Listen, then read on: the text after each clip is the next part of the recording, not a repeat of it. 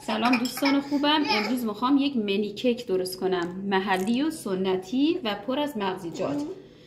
3 قاشق غذاخوری پر روغن ریختم داخل یک ظرفی. 1 پیمانه سرخالی شکر دارم. 1 قاشق غذاخوری پر مغز پسته. 1 قاشق غذاخوری مغز بادام، اینا را آسیاب کردم و 1 قاشق غذاخوری پر مغز گردو که نگینی کردم. جوش شیرین و بیکینگ پودر به اندازه دلخواه. 3 عدد تخم مرغ. 2 پیمانه هم آرد محلی خانگی، حتما که نباید آرد شیرینی باشه. و شیرم داریم که بعدا 1 پیمانه هم با همین لیوان شیر اضافه میکنم.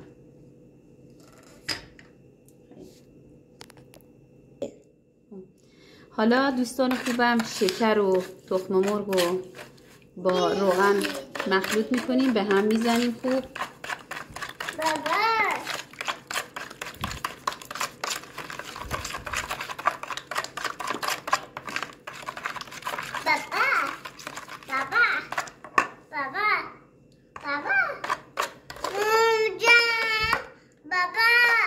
حالا شیر رو قشنگ اضافه میکنیم و بیکینگ پودر رو، جوش شیرین، مغزیجات،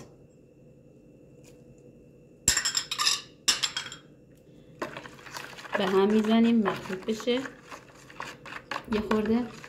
بعد کم کم آردم اضافه میکنیم.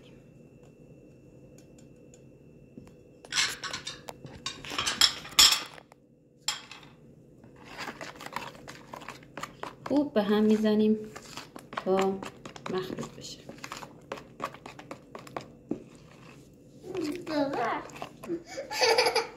مایمون تقریبا آماده شده.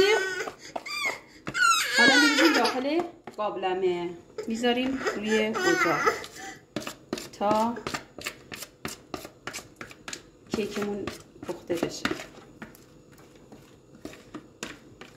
حدوداً 20 دقیقه طول میکشه تا آماده بشه، چون حرارت کم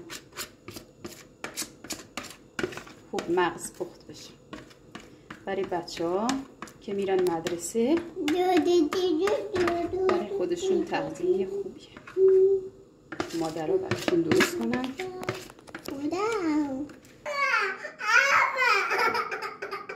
الان اینم از کیکمون. ببینید بچه‌ها برش بزنم حالا ببینیم کیکمون چه جوری شده. کو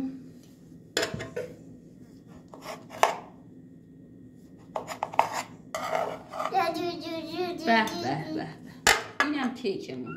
ببینین چه قشنگ، پر از مغزیجات.